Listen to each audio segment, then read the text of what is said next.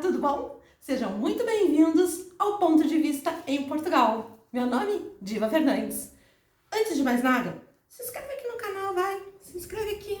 Se inscreve, ó, dá o seu joinha aí, que eu vou produzindo.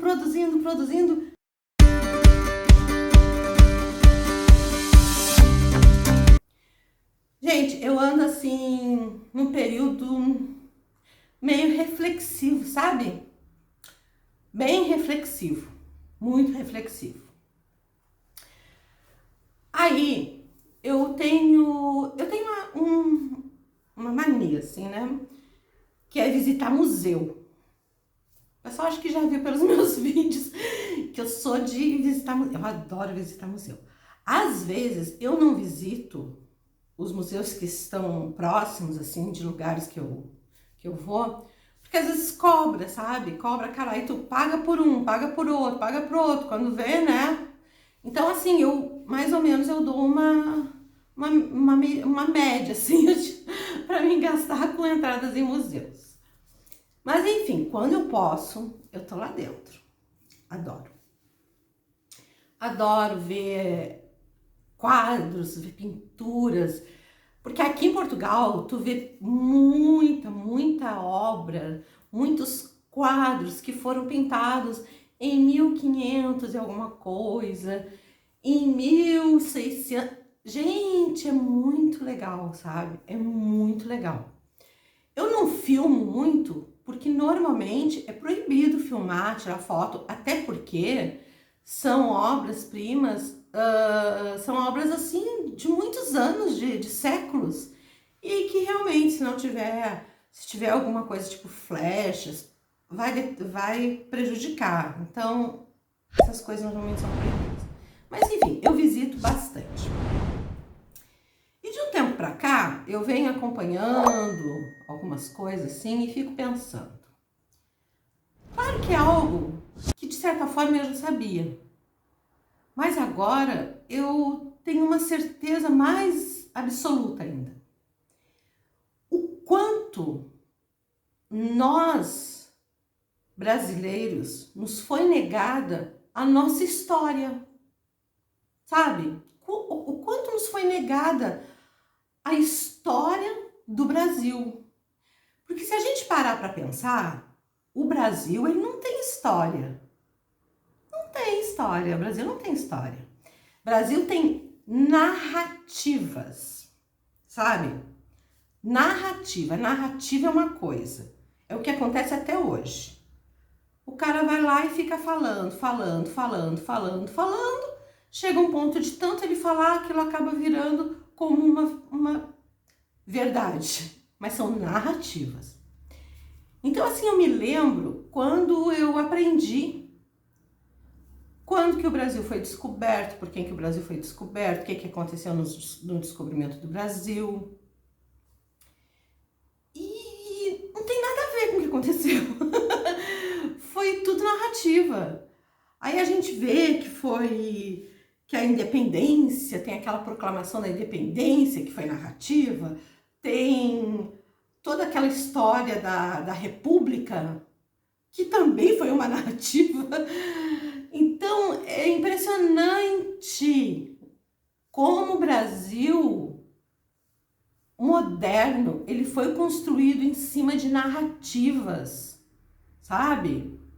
Porque assim, a gente pensa assim, em 15 de novembro de 1889, o Dom Pedro II, que era um homem maravilhoso, um homem culto, que não tinha... Assim, Portugal já tinha construído o Brasil.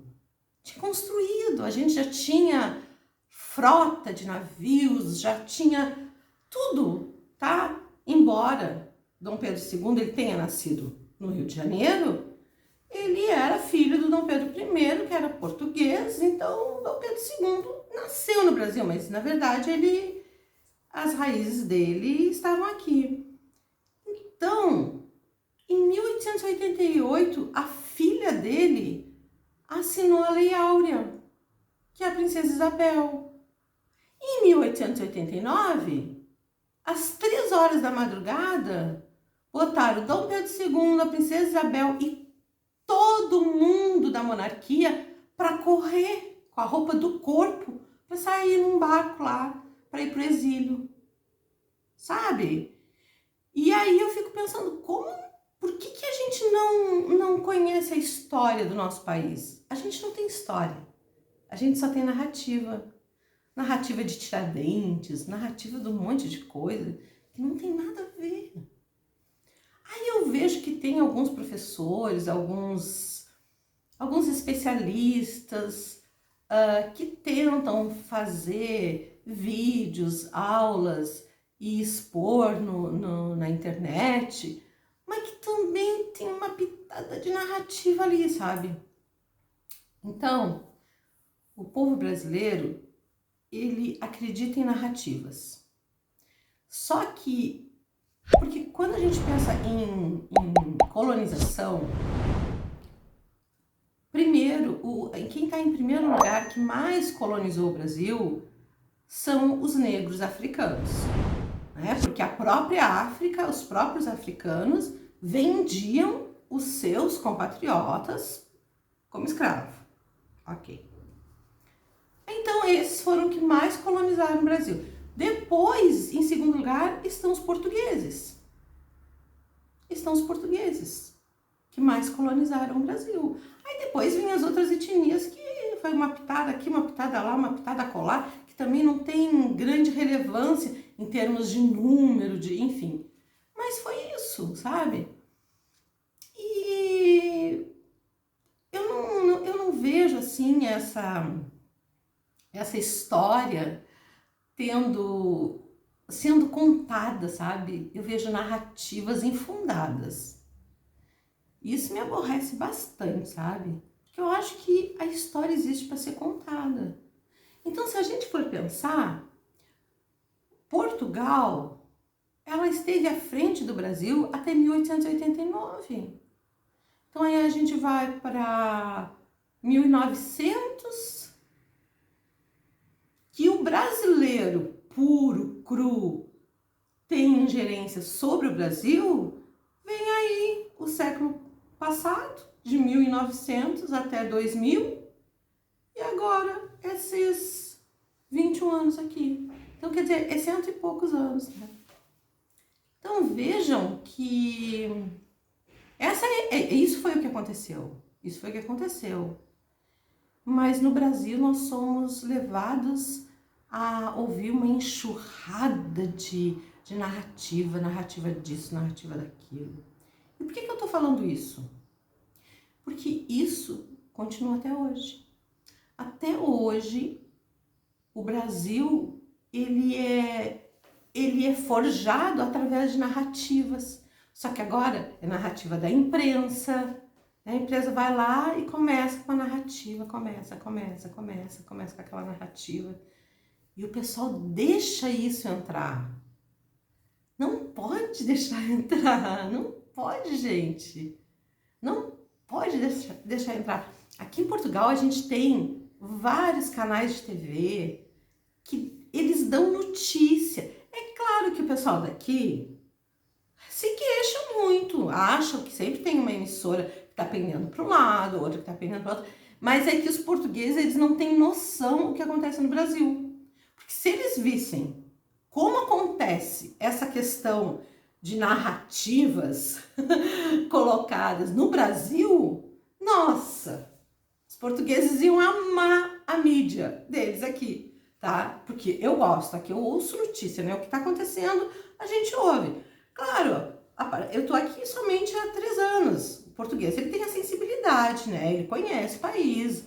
Né? O português daqui, ele conhece o país. Ele tem a sensibilidade de ter... essa emissora declina para um lado, essa outra declina para o outro. Então, isso é normal. Eles terem esse pensamento. Só que ninguém faz ideia, eu acho, o que acontece no Brasil, sabe? Eu acho que ninguém faz ideia do que acontece no Brasil. As narrativas políticas, sabe? A facilidade que tem de transformar um herói em bandido e mais, de transformar um bandido em herói. A linha é muito tênue no Brasil. E as pessoas ouvem, veem esse tipo de coisa e acreditam. Eu fico impressionada, tá? E eu não tô dizendo isso porque eu tô aqui em Portugal. Eu já tinha esse pensamento, eu já tinha esse discurso no Brasil.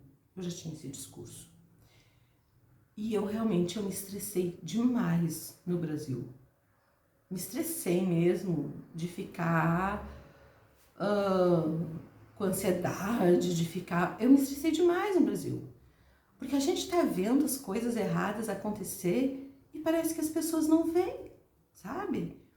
Então, pessoal, essa questão da educação, das aulas, as crianças, elas têm que voltar à sala de aula. Tem que voltar à sala de aula. É uma geração que pode se perder. Porque é fácil, é muito fácil a gente perder uma geração. E uma narrativa, assim, que eu vejo absurda é das minorias. No Brasil, sempre teve respeito às minorias. Sempre o brasileiro respeitou as minorias. Eu me lembro, sabe? O Brasil sempre respeitou as minorias. Aí a mídia, aí eu vou estar aqui tentando imaginar o porquê. Isso eu não vou fazer, porque seria muita loucura da minha cabeça, eu não consigo imaginar. Mas assim, a mídia começou a trabalhar em cima das minorias. Porque tem que respeitar as minorias. Eu não vou citar aqui para vocês, porque quem tá ouvindo sabe que minorias que eu tô falando, né? Todas as minorias. Tem que respeitar isso, tem que respeitar aquilo, tem que respeitar aquilo outro, tem que respeitar não sei o quê. Começou um trabalho em cima das minorias que as pessoas que não tinham nada contra minorias começaram a se revoltar. Mas por que agora só isso? Isso aí virou motivo de propaganda o tempo todo. Quer dizer, uma vitimização das minorias, assim, de uma forma absurda.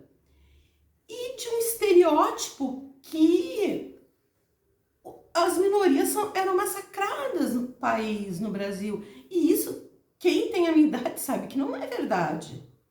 Só que hoje eu já sei de pessoas que eram extremamente pró-minorias, sei lá o que eu vou dizer, porque na minha época não era minoria, era gente, era tudo gente, sabe? Era tudo gente. Hoje não é tudo gente. Hoje tem... Ah, pessoal, o branco hétero de classe média que humilha as minorias. Ah, gente, por favor, olha, a gente não vê isso aqui. Não vê. Então, assim, é por isso que eu digo, sabe? Até onde me consta essas coisas ficarem como estão, eu não pretendo jamais sair daqui de Portugal. Eu vim para cá para contribuir para o país, para trabalhar, contribuir para o país, a minha família toda, sabe? A gente respeita muito, a gente gosta, a gente vê um respeito muito grande aqui e cada vez a gente vê mais, sabe? Cada vez a gente se inteira da sociedade, conviver com o português, a gente percebe cada vez mais esse tipo de coisa, sabe? Então, eu não aguento essa questão, essa dialética, essa coisa brasileira de ficar naquela repetição, até tu pensar que tu é do mal ou que tu é um pobre coitado. Tem que ter, tu tem que ser ou do mal ou um pobre coitado. É tudo muito confuso no Brasil. Eu acho que no Brasil nada é dito, sabe? É tudo retórica. A verdade nunca foi dita.